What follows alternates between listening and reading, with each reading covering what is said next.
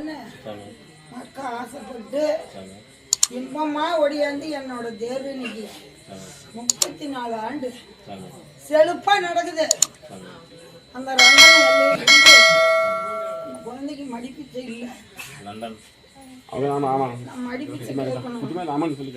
மடிப்பிச்சை வேணும்னு அக்கம் 7 பேரும் வண்டி போட்டு மனு வாங்கி அடுத்த வருஷம் ஆடி மாசம் என்னோட தேர்வு உடங்காட்டி இந்த இடத்துல நான் விளக்கு ஏற்றி பஸ் ஸ்டாண்டில் நீங்கள் மாத்தனை பண்ணிட்டாங்க.